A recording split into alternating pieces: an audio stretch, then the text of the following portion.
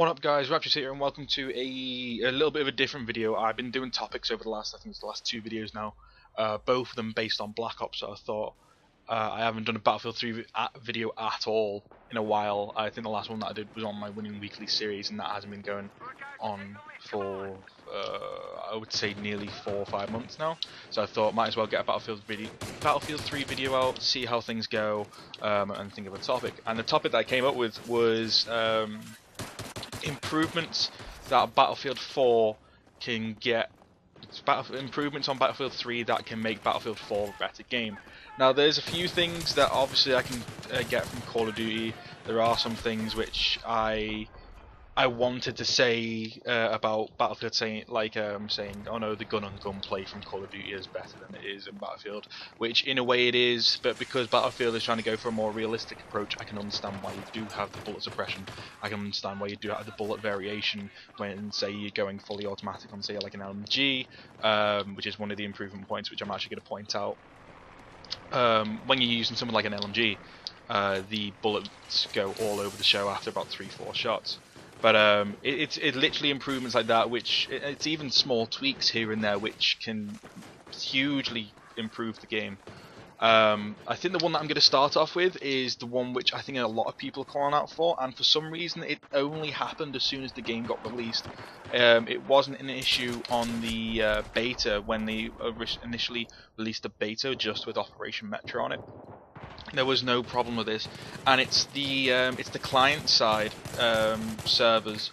Now basically what I mean by that is, instead of the connection being ran off server based, so everything's a lot more equal, which it is in Battlefield, don't get me wrong, I'm not saying it goes off a host connection like it does in Call of Duty, but what I'm trying to get across is that on Battlefield 3 it runs off client side, which is basically, it goes off, you get thrown into a server and the server will still get based off your internet connection, but people's internet connections still vary, so that is what allows people getting shot around corners. Now this problem has been getting, in my opinion, worse as the game has gone on from, and I do mean literally from beta onwards. I think it's got a lot worse.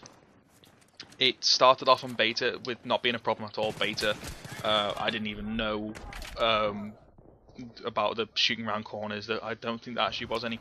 The only problem with the beta was the people glitching underneath the floors and all that kind of stuff on Operation Metro, which did eventually get patched. I think it actually did get patched in the beta. But as soon as the actual full game came out, it got to the point where you'd run around corner. I think there's a part in this video actually where I do run around the corner and get shot through the wall. I think it's by a pistol, quite at the start. But it's odd, for some reason it's only coming in the full game and the servers have gone client side. I'd like it to stay server side. Basically what I mean by that is if they do what the Xbox One is doing with the, I think the 500,000 servers that they're dedicating just to multiplayer, so every multiplayer game is going to have dedicated servers, whether you're playing Call of Duty, which is a fucking godsend and a half, or whether you're playing Battlefield. Hopefully that'll stay server side instead of client side. It'll make the game a lot more balanced. There'll be you probably actually won't have the issue of people getting shot when you're around the corner, because on client side what you see you can shoot and what the other person can see they can shoot, but that does vary quite a lot depending on people's connections and such. One thing which I will say about the suppression side of things is I do think the suppression should be dampened slightly. I'm not saying completely nerfed or taken out the game, just slightly dampened. I think at the moment, even when people are using say the M1911S tag, which I actually do use quite a lot, I find it's quite a fun gun to use. It's a challenge in some occasions. It suppresses people quite easily. Same with a lot of bolt action sniper rifles, which I can understand. If you're shooting a 50 cal bullet at somebody, even if it misses, it'll usually end up tearing their ear off if it goes that close. There are occasions in real life where people have had a bullet literally just scrape past them from a 50 cal and it's taken out about a good chunk out of the ground next to them, and then also a little bit of their arm or whatever. But I think the suppression needs to be dampened slightly, because it allows people from distance just to completely spray, blur your screen, and then whenever you get into the next gunfight, say if somebody runs around the corner, you can't do crap about it because it affects your bullet variation and affects you playing against other people. So that's something that can get changed. And also the one which gets me every time, and it's the one which really annoys me, is the the explosive damage through cover. Now I think this has actually been in since beta. You'll be hiding behind a normal piece of cover, say if it's behind the desk that I'm running behind in the gameplay right now. Someone will throw a grenade, I'll duck down behind that, and somehow I will still either get a ton of damage from that explosion, or in a lot of occasions, which I've experienced, I will actually still die in that scenario. And it makes no sense. You're behind cover. I can understand in real life because your vision would go blurry and all that kind of stuff, but you wouldn't die if you're on the other side of cover. Depending on how thick the cover is, to be honest, there's occasions where you can still be hiding behind a concrete wall and a grenade will go off and it still will kill you. I can understand if it's something like a tank, it kills you. I'm not complaining about that. That's completely understandable. I'm just saying stuff like grenade launchers, grenades, C4 I can understand, but it's just grenades and grenade launchers. I don't understand how that damage still carries through walls, so that is something that I'd like them to fix. That's nothing to do with the client side or server side, that's just down to the physics of the game. I can understand that this was the, I think it was the, I'm tempted to say it was the first game to run on the Frostbite 2 engine, or Frostbite engine, I can't remember which one, I think it's the Frostbite 1 engine.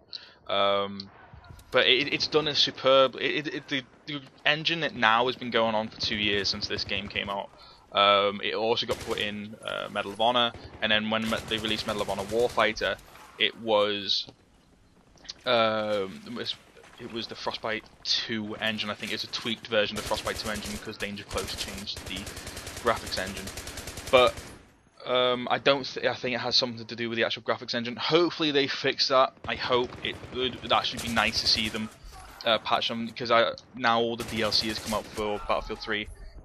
I don't think they will be releasing patches for the game anymore. I think they may release hotfixes for it. Hotfixes is definitely a possibility, but I don't actually think they'll be doing full-on patches, full-on buffs and nerfs for guns, equipment, all that kind of stuff. And that's a little bit too late. And if they were going to do something like that, I think it would have happened earlier in the game, which they did with stuff like the M16A3. I can't remember what else got nerfed. I think the MP7 got nerfed at one point, but I personally can't remember. It happened right back when the game first came out. But the one thing which I'm looking forward to about the next gen side of things with Battlefield 4, they have announced that Battlefield 4 will be on the next gen, so that's both the Xbox One, thank god it's actually got a name now, I'm fed up of calling it the 720, but the Xbox One and the PlayStation 4, as I said before, with the Xbox One, it's got 500,000 dedicated multiplayer servers, so that allows both bigger maps on multiplayer. So Call of Duty can have bigger maps, Battlefield 4 can have bigger maps. We can actually start playing PC size maps now, and we can hopefully have PC amount of players in the maps. That's something that Battlefield 3 was definitely struggling with, was maps like Caspian Border, Operation Firestorm, to a certain point Scene Crossing. All these maps were struggling just for the fact that there was only 24 players on console on these maps, especially Caspian Border was having horrible problems with it. There's points where you'll go through a whole... I've had a few games where I've gone through the whole game and not seen anybody for the whole match because the map is so big, and the flags that I've been going to, I've had no enemies on it. It got to the point where Caspian Border is one of those maps that you don't particularly play.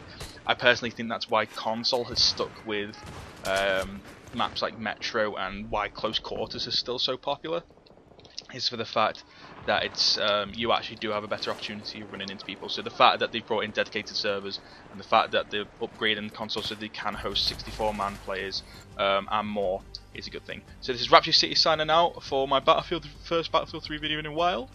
Thanks for watching. The next video should be out soon. So thank you for watching.